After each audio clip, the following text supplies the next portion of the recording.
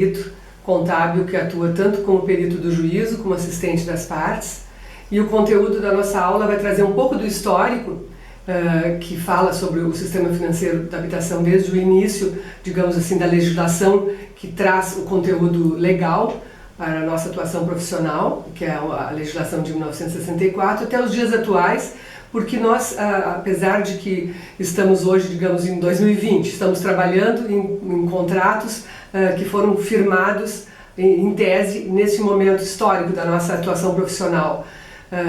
Isso é uma situação. No entanto, apesar de nós estarmos no momento atual, nós estamos também revendo contratos antigos que tratam da matéria da legislação que diz respeito ao que nós vamos trazer hoje para vocês aqui.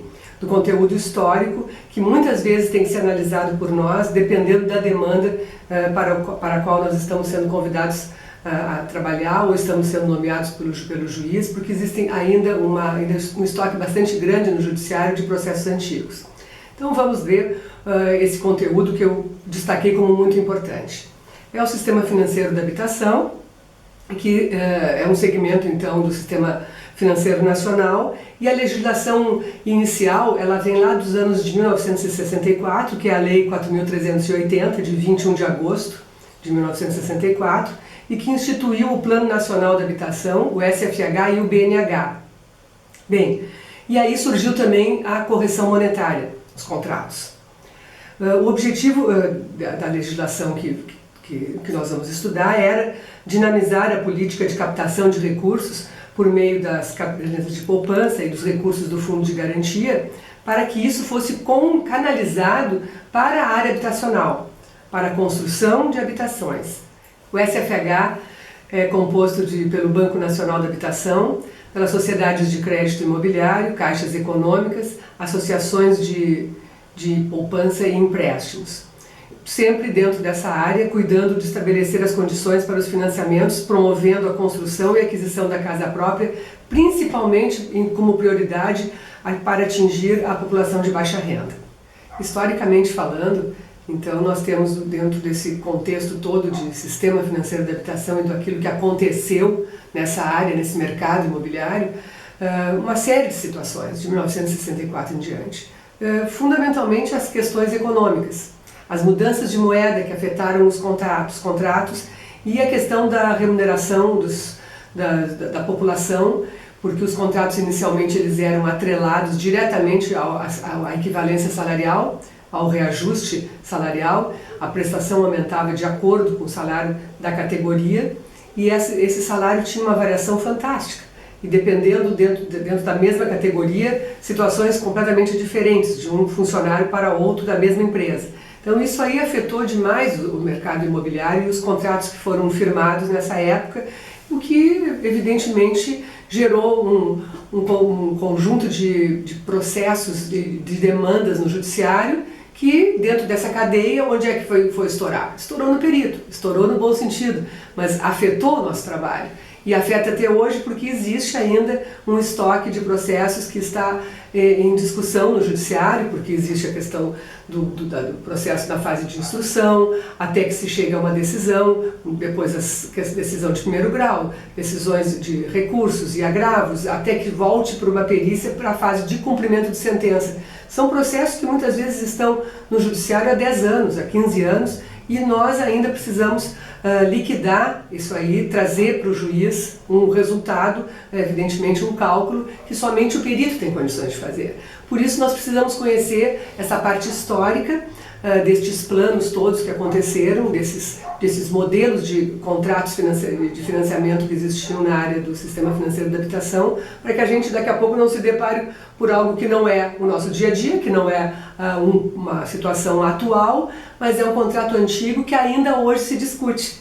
Por isso que nós, além de conhecermos o mercado atual, aquilo que está acontecendo hoje, em termos de oferta de financiamento na área do sistema financeiro da habitação, nós também temos que saber o que acontecia lá atrás, porque pode estourar no nosso escritório para efeito de nós então trabalharmos como perito. Bem, então, voltando à questão das crises oriundas da política governamental, que implicaram o desajuste das relações contratuais, vejam bem que nós podemos visualizar uma situação que seria muito simples de vocês verificarem agora, fazendo um retrospecto como eu vou tentar montar para vocês.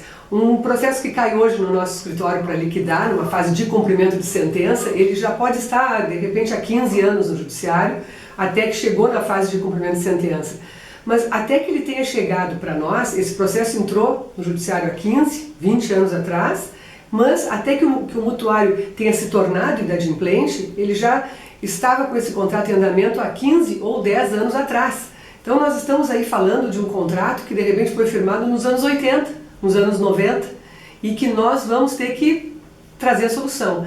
Vejam que eu estou aqui falando daqueles contratos que possuíam um descompasso muito grande entre a questão da correção monetária, que eram os contratos do plano de equivalência salarial, como eu disse, que aí eram afetados, evidentemente, em função das categorias profissionais que estavam demandando no judiciário, das diferenças salariais que existiam entre uma categoria e outra e das características da remuneração de cada profissional que contratava com o sistema financeiro da habitação e daqui a pouco tinha uma perda salarial, ou era demitido, ou mudava de emprego e a sua categoria mudava também. Isso tudo afetou o nosso trabalho e afeta até hoje. Nós temos que conhecer e isso aí gerou, evidentemente, um resultado de uma inadimplência muito grande, mas os processos ficaram em andamento porque o agente financeiro ele não tinha como retomar esse imóvel. É uma carteira de sistema financeiro hipotecário.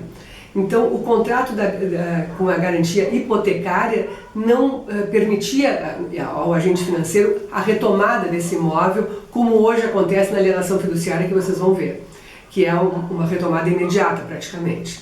Aí surge a Lei 9.514 de 1997, que é a Lei da Alienação Fiduciária e que traz uma modificação muito grande dentro dessa área imobiliária. Não deixou de existir o sistema, a garantia hipotecária, mas os contratos migraram, na sua grande maioria, para a garantia da alienação fiduciária. Isso, na verdade, foi um momento que trouxe uma garantia muito grande e um conforto muito maior para o agente financeiro que empresta o dinheiro. Porque nós vamos ver, né, na medida que formos avançando nos nossos estudos, que ele tem uma facilidade muito maior de reaver o imóvel do que ele tinha lá no momento em que o contrato era feito pelo sistema hipotecário. Então essa lei criou esse instituto da alienação fiduciária, que na verdade é a mesma maneira que nós comprávamos e compramos automóveis, não é? Que é um bem mais simples de nós compreendermos, porque são contratos menores. Quando a gente compra um automóvel com prestações fixas, normalmente pela tabela Price, que são as prestações fixas, nós sabemos que no momento que nós deixarmos de pagar, em seguida, em pouco tempo, em questão de 30, 60 dias, o agente financeiro pode retomar aquele bem, na medida em que nós não vamos discutir isso judicialmente. Evidentemente que aí existiria um tempo maior, porque se nós formos discutir na justiça o contrato, o agente não tem condições de retomar com aquela imediatez. No sistema financeiro imobiliário, que foi criado através dessa lei de 97, a retomada, em não havendo a procura do mutuário pelo judiciário, a retomada é praticamente quase que imediata. 30, 60 dias depois, o imóvel já está indo quase que a leilão. Com a criação da alienação fiduciária, o objetivo de inserir no sistema financeiro imobiliário uma forma de estimular o financiamento nessa área imobiliária e procedimentos extrajudiciais de cobrança e de leilão de imóveis, ela se tornou muito mais facilitada. E a hipoteca, que era o meio tradicional de garantia, não mais satisfazia então a sociedade, apresentando graves desvantagens entre questão de custo e demora na execução. Mas entendo eu, cá entre nós, que essa desvantagem ela era muito maior para o agente financeiro, porque ele tinha uma demora muito maior para retomar o bem que não estava pago, que estava com uma inadimplência muito grande, do que atualmente, através da legislação que se criou a partir de 1997 com a alienação fiduciária. Vamos ver com calma isso aí, porque isso é um mundo, gente. Uma questão importante da alienação fiduciária é que ela pode ser contratada, o contrato pode ser firmado com o agente financeiro, tanto por pessoas físicas como por pessoas jurídicas. E ela, então, diz o artigo 26, que é um dos artigos que eu destaquei aqui para vocês, que vencida e não paga no todo ou em parte, a dívida é constituída em mora, o fiduciante se constitui em mora e passa a se consolidar a propriedade. Nos termos, então, deste artigo, a propriedade do imóvel fica em nome do fiduciário, que é o agente financeiro. Na hipótese do devedor fiduciante deixar de realizar o pagamento das prestações que foram contratadas, estará de pleno direito constituído em mora. Assim, o credor providenciará a intimação do devedor por meio do cartório de registro de imóveis onde está localizado o registro daquele imóvel, né? Ocasião em que lhe será concedido o prazo de 15 dias para purgar a mora, para fazer o pagamento. É tudo muito curto, e isso tudo previsto em legislação. As garantias, com certeza, elas são bem maiores para o agente financeiro do que aquilo que atinge o mutuário em geral, que seríamos nós, no caso, não é? Bem, consolidada a propriedade em seu nome, o credor fiduciário, no prazo de 30 dias, ele pode promover o leilão para alienação do imóvel. Vejam só a rapidez com que as coisas acontecem. Então, realmente, quando nós vamos adquirir um imóvel, nós temos que ter muito cuidado com relação à questão daquilo que nós temos de garantia com relação ao cumprimento da obrigação. Qual é a nossa obrigação? Nossa obrigação é o pagamento. E o agente financeiro que nos financiou, evidentemente, está muito tranquilo nesse momento, em função de que ele tem a facilidade por lei da retomada do imóvel, da alienação, da recuperação do imóvel e inclusive de levar esse imóvel a leilão. Também acho importante que nós façamos aqui um destaque a Lei 11.977, de 7 de julho de 2009, que criou o programa Minha Casa Minha Vida, que visava realmente atingir a população de baixa renda para que pudesse realizar o sonho da compra da casa própria. Eu só fiz o destaque aqui de um artigo, 15b, onde coloca que nas operações de empréstimo ou financiamento realizados por instituições integrantes do sistema financeiro da habitação, que prevejam pagamentos por meio de prestações periódicas, os sistemas de amortização do saldo devedor poderão ser livremente pactuados entre as partes. Isso para o adquirente do imóvel é interessante, porque ele realmente pode jogar com as suas possibilidades, uma prestação maior no início ou uma prestação menor, uma prestação maior no início que vai decrescendo, ou uma prestação menor no início que vai aumentando. Então são situações que o próprio agente financeiro ele vai expor, ou o corretor que está vendendo o imóvel vai expor para o pretendente, o adquirente do imóvel, para que possa adequar melhor a sua renda ao cumprimento daquela obrigação que ele está assumindo naquele momento. Aí passamos então para os sistemas de amortização, que são realmente a forma que nós vamos entrar como peritos e assistentes das partes, onde nós vamos então ter a oportunidade de atuar tanto em demandas judiciais como extrajudiciais, quando formos procurados por partes que querem rever os seus contratos, ou muitas vezes vale a pena entrar, fazer um financiamento imobiliário, qual a melhor forma de contratar, qual o melhor sistema de amortização, já que o agente financeiro está me disponibilizando A ou B. E aí muitas vezes o contador, o perito é procurado para que ele possa demonstrar ao pretendente de aquisição do imóvel qual seria a melhor forma dele cumprir com a obrigação do pagamento dentro das suas possibilidades. Cada caso é um caso, completamente diferente, e nós temos que estudar isso com muito cuidado, não é? Então existe então uma forma para pagamento, um planejamento de pagamento, que é a amortização daquela dívida que nós estamos contraindo, e para isso então nós vamos ter que fazer essa escolha, qual o melhor sistema. Se nós vamos ter prestações periódicas mensais para pagamento, nós vamos ter que saber que vamos precisar ter um comprometimento, uma garantia de que vamos cumprir com aquela obrigação. As prestações então são compostas, gente, vocês vão ver na medida que vamos estudar os sistemas financeiros, os sistemas de amortização, perdão, elas são compostas por uma parte que paga o agente financeiro, que é os juros, que são estipulados lá no início do contrato, e uma parte da prestação que amortiza a dívida. Além da prestação ser composta por juros e amortização, depois vocês vão ver que tem a questão dos seguros, que também fazem parte do encargo como um todo. e às vezes também temos algumas tarifas fixas. Cada contrato tem que ser examinado com muito cuidado e a forma como esse encargo mensal vai se comportar no prazo que nós estamos estipulando ou que o agente financeiro está nos dando para o pagamento daquela dívida. Então, são questões muito sutis e que devem ser analisadas, como eu disse, para cada caso específico, dependendo da sua possibilidade de cumprimento da obrigação. Soma-se então, conforme eu disse, a prestação, a amortização mais os juros, os prêmios de seguro e as taxas que vão compor o encargo total.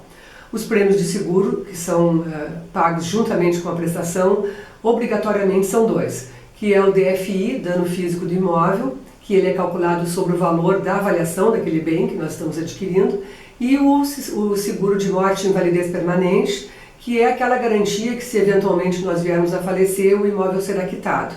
E ele é calculado também de acordo com o valor que está sendo financiado.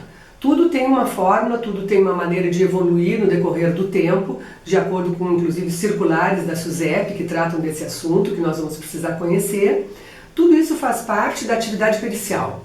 Conhecer toda a legislação e aquilo que envolve a matéria que nós vamos ter que estudar. Um processo na área do sistema financeiro da habitação tem uma série de nuances. Nós temos que conhecer a questão do agente financeiro que oferece, que disponibiliza o crédito, não é? De que maneira ele está disponibilizando este crédito, então através de qual carteira que ele está disponibilizando, e a situação do mutuário, aquele que vai comprar. Quanto que ele vai financiar daquele imóvel, quanto por cento ele vai financiar. Nos contratos atuais não se fala mais em plano de equivalência salarial. Não existe mais relação daquilo que eu ganho com a prestação que eu posso pagar. Isso acabou. Mas o que existia muito forte e ainda faz parte dos nossos trabalhos que vem, das perícias que vêm para nós, são aqueles contratos antigos que envolvem sim o plano de equivalência salarial e a relação do nosso salário, do salário do mutuário, com a prestação que ele tinha que pagar. Então são matérias que a gente vai ver que são importantes nós conhecermos na medida que vamos avançando. Aqui eu coloquei para vocês um quadrinho apenas para que vocês vejam quais são os sistemas de amortização mais comuns que são enfrentados por nós hoje na nossa atividade profissional como peritos. Vejam, peritos do juízo ou assistentes. Tabela Price, sistema de amortização constante, o SAC, o método Gauss, o método de equivalência em juros simples, que também muitas vezes chamamos como Sandrini, vocês vão depois saber por quê, porque vamos ter que estudar, vai haver um capítulo à parte para cada um deles, e o método de amortização em juros simples, que é o MAGES, que é um método desenvolvido pelo professor Wilson Zaparrog, que é muito parecido com o SAC, mas tem uma denominação assim, método de amortização em juros simples. Todos eles são importantes para que nós venhamos a estudar. Ah, professora, ou vocês podem me perguntar, mas eu nunca fui, eu estou comprando a casa própria, procurei o agente financeiro privado ou a Caixa Econômica Federal e nunca me ofereceram método Gauss, método de equivalência em juros simples, nem MAGES. Verdade, não ofereceram para vocês.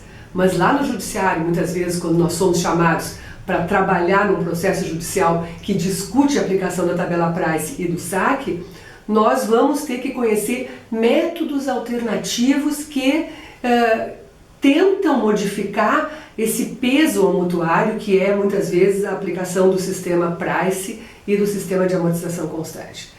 Mas isso é uma questão muitas vezes trazida pelos advogados e pelo próprio judiciário, e nós como agentes dessa área, como um braço que atua dentro do judiciário para os juízes e para os advogados, nós precisamos conhecer. Porque imagine vocês pegam uma liquidação de sentença e digam, no dispositivo da sentença diz apenas assim, ó, substitua a tabela Price pelo método Gauss. E ele nunca ouviu falar em método Gauss, não sabe como aplicar, não sabe nem como desenvolver um programa de cálculo para cumprimento disso aí. Porque vocês, quando foram comprar casa própria, não foi oferecido o método Gauss.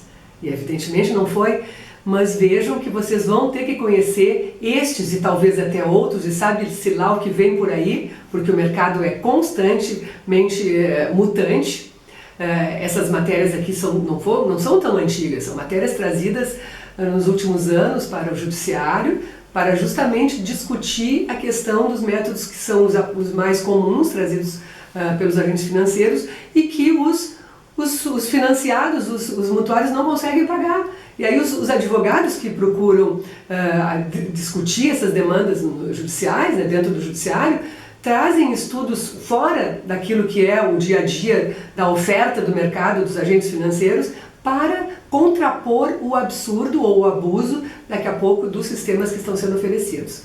Nós, peritos, temos que conhecer todos eles e nós vamos ter aula específica sobre essa matéria. Bom, só para complementar ainda, que eu acho que eu não quero esgotar essa matéria, porque sistemas de amortização é uma matéria que será tratada em capítulo à parte, nas nossas próximas aulas, onde nós teremos os comparativos, para que vocês possam enxergar perfeitamente qual é a diferença e vantagens ou desvantagens da aplicação de um ou outro método, não é?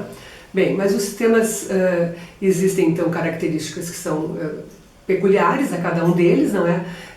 Nós como peritos, pessoal, nós não vamos poder fazer escolhas. Nós vamos ter que aplicar aquilo que a sentença mandou fazer. Independe de eu gostar mais de A ou B, de eu gostar mais de um método ou outro, achar que um é mais correto do que o outro. Nós não precisamos e não devemos nos posicionar no momento que o juiz é claro e taxativo quando ele estabelece o critério a ser utilizado. Ou quando o advogado que nos procura diz assim: Rosana, eu quero que você use tal sistema de amortização, porque para a defesa deste método eu tenho jurisprudência própria e assim eu vou trabalhar junto com o meu cliente. Então a Rosana vai lá e aplica o que o advogado mandar. Agora, em outros casos acontece diferente. O advogado vem no meu escritório, ou vem para mim, ou para um colega nosso, e pede auxílio. Ele não sabe qual é o melhor método a ser aplicado. Por isso que nós temos que conhecer.